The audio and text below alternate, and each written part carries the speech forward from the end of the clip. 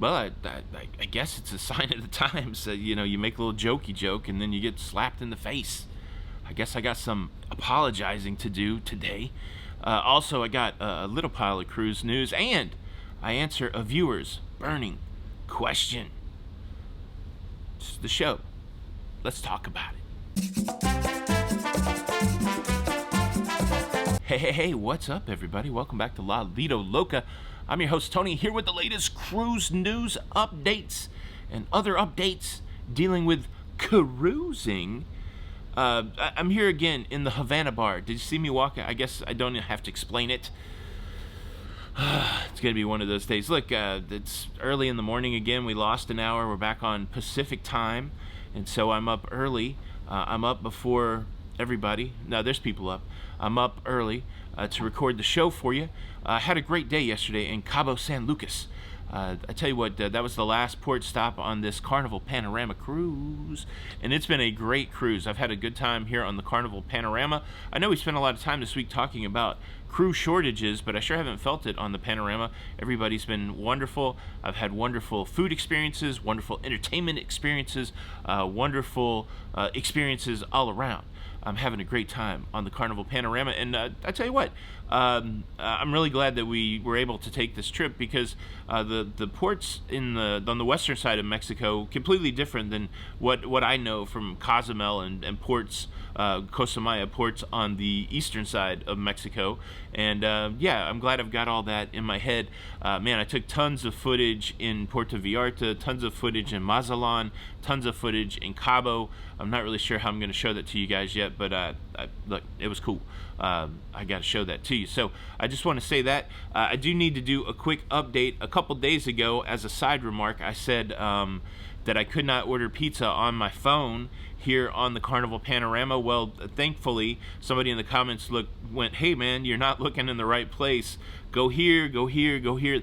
You can order pizza on your phone." So I got to issue that retraction. It was user error when it came to trying to find pizza on the phone. So there's pizza on the phone here on the Panorama, and I would assume that there's pizza on the phone everywhere else. And then the other update, some person walked up to me yesterday, no introduction or anything like that, and went, "Ha ha, I went to the Platinum Diamond cocktail party that you said didn't exist anymore." Let me make the clarification. I got an email saying that those things were going away. I casually mentioned it, people asked about it, and then I gave the information from that email. I believe all that's kicking off next week. I believe that the cruises are going on right now have a Diamond and Platinum party. So for the gentleman who just came up and randomly said that to me in the casino, nice to meet you. And yeah, you're right, you did go to a Platinum and Diamond party yesterday. Those things are going away coming up, and so there's the clarification. So if you're on a cruise right now and you went to the Diamond and Platinum cocktail party, obviously those weren't canceled for you. And just to to wrap all of that up, the Cucina de Capitano dinner still going on the Panorama. As I mentioned, we were trying to do it. We got to do that last night. Let me give you some food B-roll of Cucina. This is what's going away, I guess, for a little bit. So Cucina fans, don't lose faith.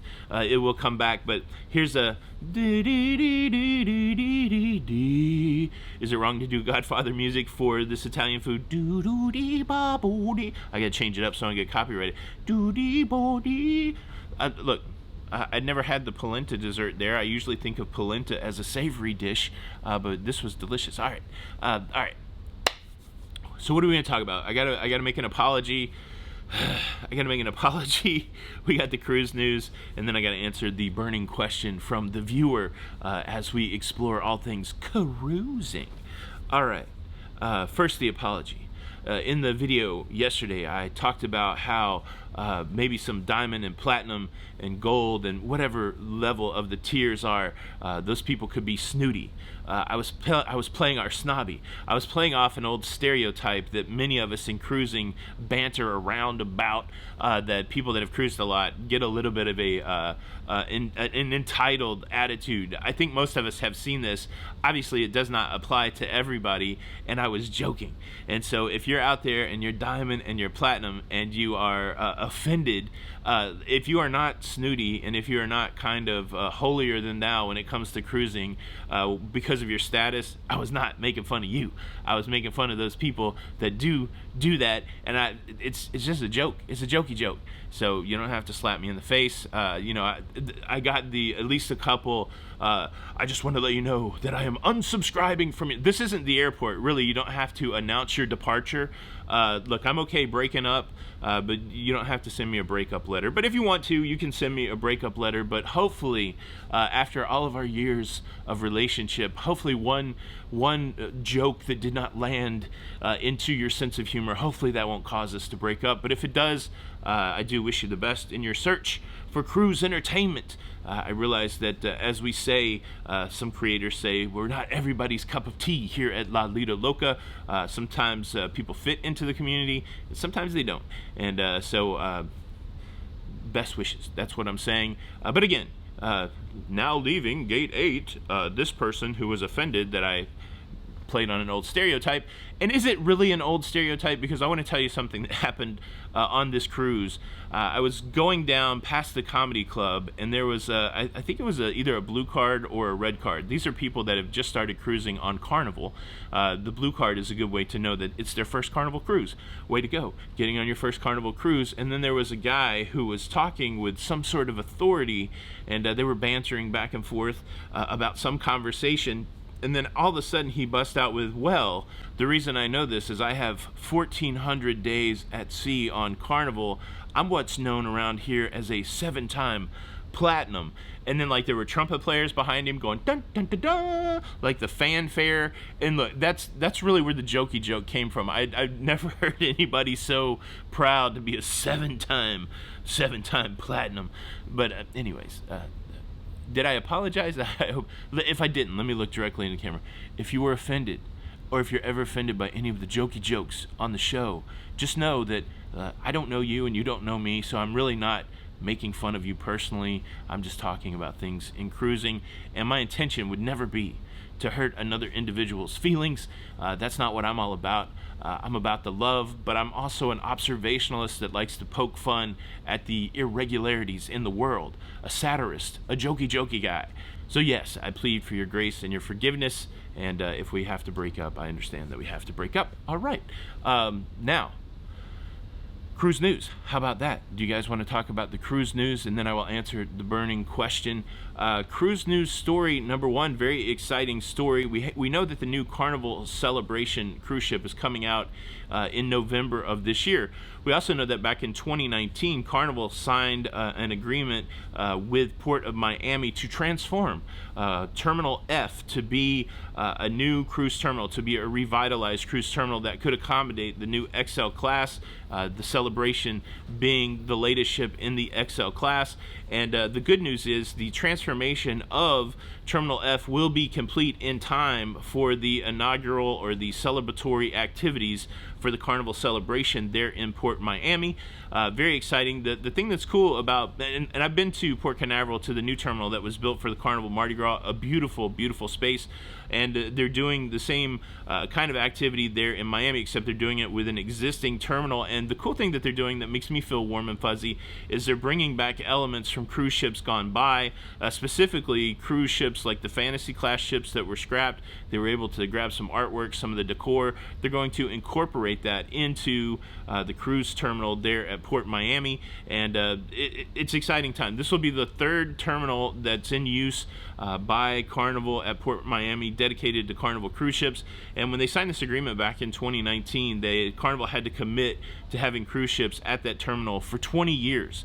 And so, of course, that was pre-pandemic, right? We know the world went sideways, but still, if we look at that as a 20-year agreement from 2019, a good indication that we will be cruising probably longer than I'm around. That's morbid and heavy, but true. So exciting that cruising is there in place for the next generation. Congratulations, Carnival, that you will have that ready for the naming ceremony of the Celebration in November. Pretty cool.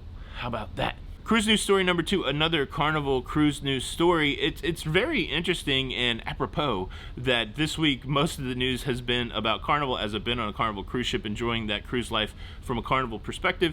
It's been a good time, and I'm excited that the news has kind of connected that way. But the big announcement coming out yesterday from Carnival is that they have serviced 2 million passengers. 2 million passengers since the cruise restart. How exciting is that? Again, it's a process. It's a process, and it's, you can't make a cake without breaking eggs, right?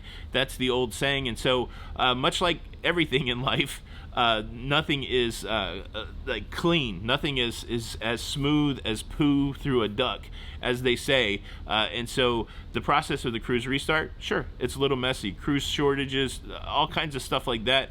That's what we're dealing with this week. We've also dealt with other things during the cruise restart, but the end result is that 2 million people have gone on Carnival cruises since the cruise restart. Is it the same as it was in 2019? Obviously not.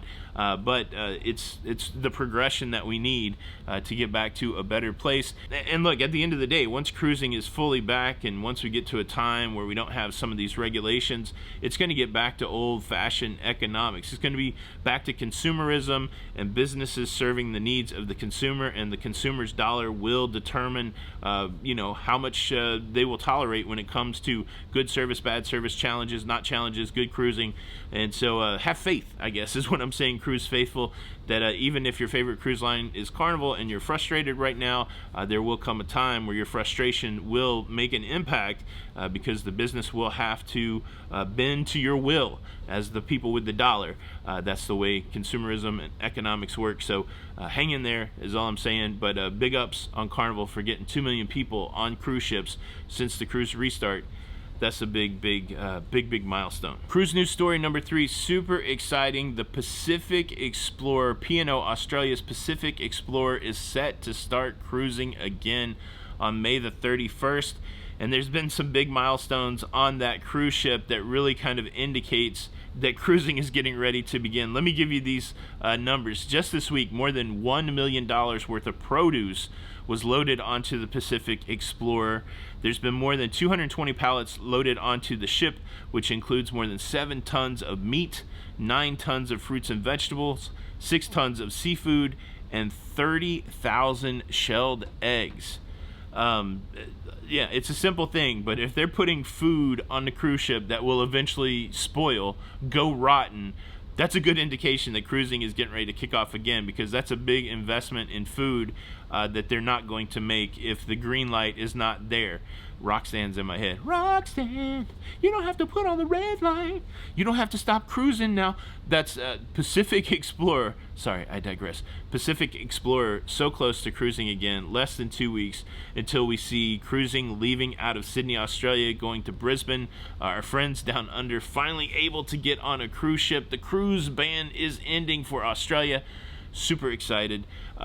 Great time. Anybody on the Pacific Explorer, leave a comment below. Okay, let's put a bow on it. That's the end of the cruise news section. Good time to sound off if you like, but I do need to answer the burning question that was sent to me. The question is this, and this is a question I'm going to throw back in your all's faces. The question is, it was actually for me and our friend Don from Don's Family Vacations. Big ups to Don. A good report on his medical, and he's getting ready to leave for a cruise. I think he's getting on the aeroplane today to go over to Europe. But the question was posed, how come I never see you and Don doing formal night? Now, the answer to that question, I can only answer for me. I can't answer for Don. But the answer to that question for me is I don't want to bring the clothes. It's just that simple. Formal night does not mean enough to me to allocate the extra space in my luggage for formal clothes. Now, we've got the process down. We've been cruising for, 21 out of the last 25 days, and we've done it in a medium-sized suitcase that we can roll off. We each have a medium-sized suitcase, the lovely Jenny B and myself. We've got it all there. We've done laundry several times. We used the laundry service on Princess. We used the laundry service here on Carnival.